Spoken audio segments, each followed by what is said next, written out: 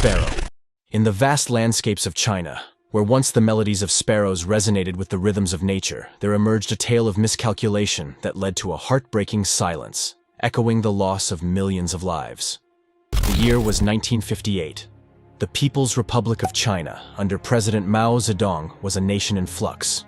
With a burgeoning population of 650 million, vast stretches of fertile lands, and rivers snaking their way through provinces, China stood poised on the brink of change. The country was grappling with societal challenges, including poverty and diseases like dengue and cholera. Mao, with his charisma and vision, beckoned his fellow citizens toward a future of promise. He painted dreams of a China that would stride forward, shoulder to shoulder, with economic giants like Britain and the United States. A dream where urbanization and industry would intertwine seamlessly with agriculture, allowing the nation to rise from its slumber. To realize this dream, the Great Leap Forward was initiated. Under this initiative, Mao encouraged every household to forge steel, turning humble abodes into mini forges. He envisioned fields abundant with crops, enough not only for domestic consumption but also for international trade, bringing in wealth and prosperity.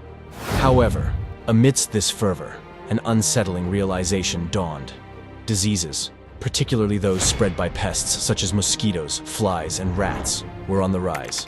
These ailments threatened to undermine Mao's vision for a prosperous China. Thus, a drastic decision was made. Enter the Four-Pest Control Campaign.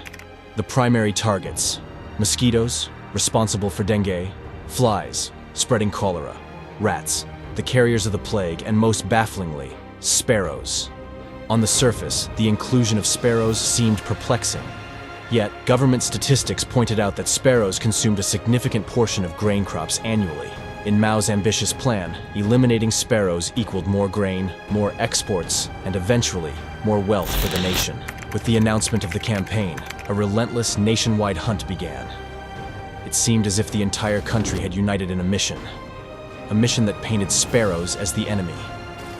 Children, with their slingshots aimed at the fluttering wings, soldiers patrolled with guns, and civilians set elaborate traps. Schools transformed into arenas of competition, where the child who brought the most sparrow carcasses was hailed as a hero. The atmosphere grew grim, with public squares displaying macabre scenes of people wearing garlands made of dead sparrows.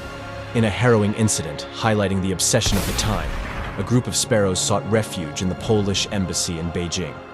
The Chinese, unable to enter foreign territories, resorted to beating drums. The constant noise, designed to prevent the birds from resting and force them into perpetual flight, eventually led to the birds' exhaustion. Once they plummeted to the ground, they were swiftly eliminated. Within 2 years, the familiar chirping of sparrows became a distant memory. The skies that once danced with their playful flights now lay bare. But as the last sparrow fell, the first locust rose. The delicate balance of nature had been disrupted. The sparrows, it turned out, were not just grain consumers. They were guardians of the fields, feasting on pests like locusts.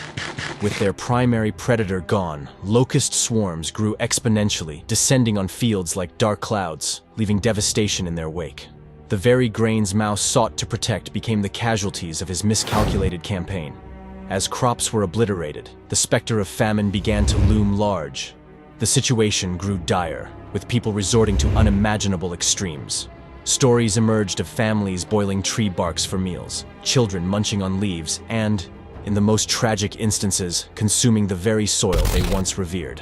Recognizing the catastrophe, Mao attempted to reverse the directive, advocating the protection of sparrows. But the pendulum of nature had swung too far to be pulled back. Conservatively, it's estimated that around 40 million lives were lost in the ensuing famine. However, whispers among scholars and those who lived through it suggest the number was much higher. In this bleak chapter of history, Yang Jisheng, a journalist born during these tumultuous times, penned his observations, documenting the breadth and depth of the crisis. However, the Chinese government, in its bid to control the narrative, banned his illuminations. Today, as the world has moved on and the sparrows in China have started their tentative return, the lessons remain etched in memory. It's a stark reminder of nature's intricate web, where every thread, no matter how inconspicuous, holds significance.